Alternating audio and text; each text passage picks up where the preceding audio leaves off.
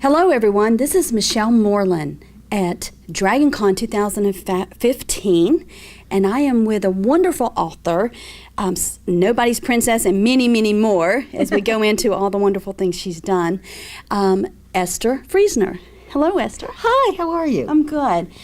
So, first of all, I'd love to start out for our fans as they learn a little bit about you, kind of what got you started into writing and where you're at. Oh my gosh, well, I have to blame my parents. It's a good start. They read to me. They read to me all kinds of things. Especially, my father used to read Pogo, the old comic strip, to me, which accounts for a lot about my sense of humor. Mm-hmm. My mother was an English teacher. She would tell me stories, but the stories she would tell would be classics from American literature, like The Legend of Sleepy Hollow. So what happened was, when I was 3, I told my mother I had something I wanted to write. Would she please write it down? And I started to recite a poem I had composed about an adorable little bunny. And it didn't take 4 lines before the bunny encountered a witch in a haunted house and had killed her. Oh, no. And they did not call for, the doctor at that point. Instead, they encouraged me to be creative. They figured, well, we know she's our child, we know she's okay, and sure, she's writing about homicidal rabbits, but hey, could be worse, could be worse. So they helped a lot, and they always were very supportive, very encouraging. It was great. I was a very lucky person. I know you kind of have 2 areas that you dabble in, history and mythology. Oh, I love them. Yeah. Oh, yes. I mean, tell us a little bit about what you love about the history as you bring it into your writing. Oh, my gosh. History is magnificent. I always used to say that history is gossip that has been legitimized.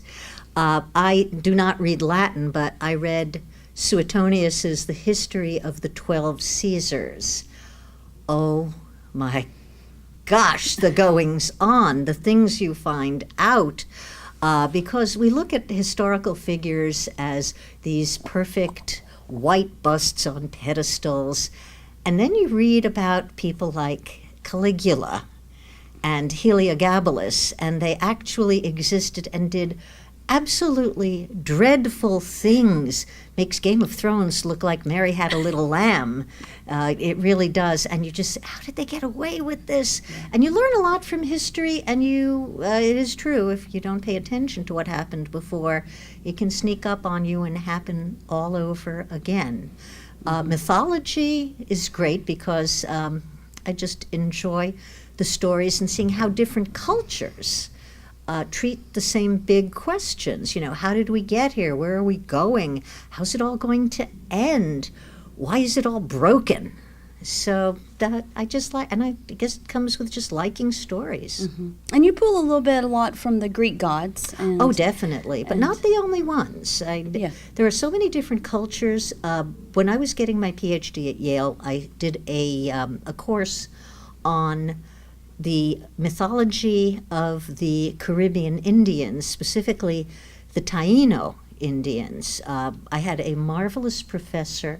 He was Cuban, and he had done a lot about the Taino culture, and a lot of people don't even know about the Taino. Right. He worked with the stone figures. They're mostly triangular shaped. They're called semilles. And Yucahu was the god of the yucca, and you always planted a small semi with your crop to encourage it to grow.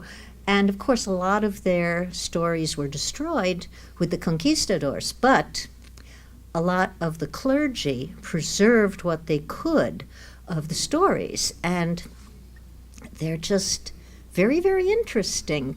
I did a paper comparing the Hawaiian gods and goddesses and the general, I guess, the ethos of it with the Taino, and I then also compared the Aztec to the Roman because I wanted to do 2 island civilizations and 2 not just continental civilizations, but, war and conquest centered civilizations to see if there were similarities in their pantheons, and yes, there were. That's very interesting. Very cool. Let's talk a little bit about your princesses. You have some wonderful little princesses in 3 different sets currently. 4.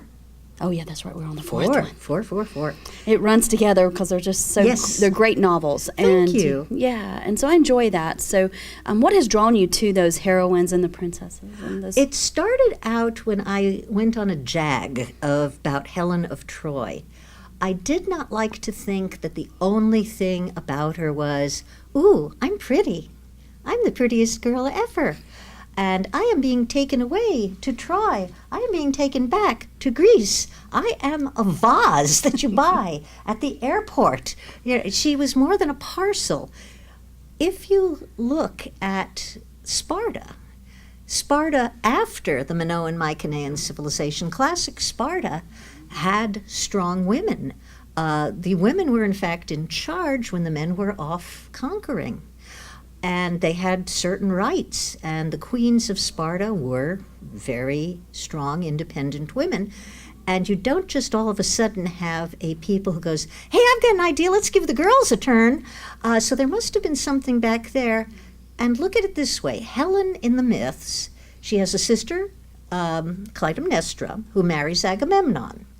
Helen marries Agamemnon's brother Menelaus. Helen and Clytemnestra have 2 brothers, Castor and Polydeuces, or Pollux, Castor and Pollux. They are full-grown men. Why is Menelaus the king of Sparta when they are still there and still alive? And you sit there and think, well, he inherits the kingdom because maybe it was Helen's. So I thought, she's got power. And I wanted to think about the part that nobody really thinks about, which was her childhood. And one of the creepier myths is when she was 12, she is still so beautiful, she's abducted by Theseus, the guy with the Minotaur. And she is saved by her brothers, Castor and Polydeuces, who figure are older than she is. And I thought, you know what? She's Spartan. She can have a brain. She can be as gorgeous as you want. Why can't she save herself? So I wrote a story that was in the anthology Young Warriors from Random House, where she does, in fact, outwit Theseus and gets away from him on her own. I made her 14 because it's a little less creepy than 12, but not by much, but still. And they read this story, and when they sent me the proofs for the story, they had a cover letter saying, we love your Helen. Do you think you could do a book? And I asked my agent, I said, yes, I can. And he came back with a 2-book contract. And that is how we got Nobody's Princess and Nobody's Prize. And they did very well. So then I got to do 2 about Nefertiti. Historical, very interesting because, well, she was the wife of the heretic, the so-called heretic pharaoh, who tried to change Egypt into a monotheistic society. And she was very key in this. She may have, after his death, ruled independently. Nobody really knows what was going on. And she's eventually Tutankhamun steps in.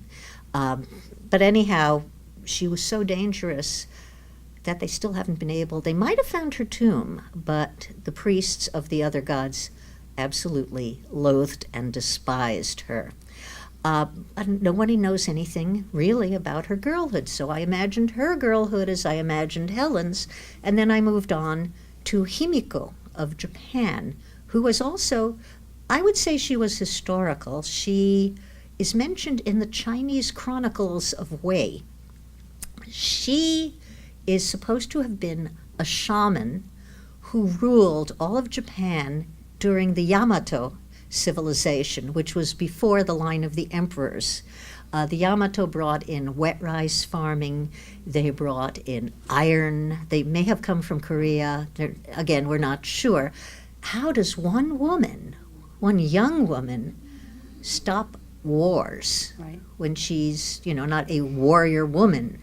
So I wondered what her girlhood was like. And the latest ones are Deception's Princess and Deception's Pawn, which are about Maeve of Ireland. The villain, if you will, of the cattle raid of Cooley. So now you have to wonder, who's writing this stuff down? And she got a bad rep, but was she really that bad, or was she just a strong woman? And are people a little bit afraid of that? So I did her girlhood, and that's the story. And a long story it's been. No, there have been some great journeys with these wonderful girls and the stories you pull out, and it really appeals to a lot of ages, which is what I really enjoy. And I'm sure that was your goal, is to Well, touch many different age ranges and lives with these stories. I kind of hope that people, the readers, are not afraid to read young adult books, not just mine. Because, well, aren't the Hunger Games young adult books? And they're brilliant. I loved them. So if you're not afraid to, sneak around the back of a label, you can find some marvelous things. Absolutely. What is your one thing that you're enjoying right now about Dragon Con? It's such a, it's a fan-based con and wonderful costumes, and they love having you guys here. So what are you enjoying about Dragon Con? The costumes are the most brilliant display of creativity, imagination, dedication, because, come on, wearing spandex in this weather? Yes. That is dedication. Some people are very challenged. They really are. But it is fun because sometimes you see these little anomalies. I saw a young man dressed as Marvel's Thor, and he was tall and he was broad-shouldered and he looked like the guy from the movies. And he's Thor wearing a red baseball cap. I have seen this. There's no telling what you'll see at Dragon Con. It's true. It's true. We kind of have that whole Vegas theme. What happens at Dragon Con definitely stays. Stays at Dragon. It does. Frankly, I love Las Vegas, too, because we saw in Las Vegas on the Strip 2 Batmans fighting it out. You never know what you see out there. It's true. Yeah. So, well, we really enjoy being able to spend a few minutes with you today. Thank you. I hope you have a wonderful convention, and thank you for your time so much. Thank you, too. Very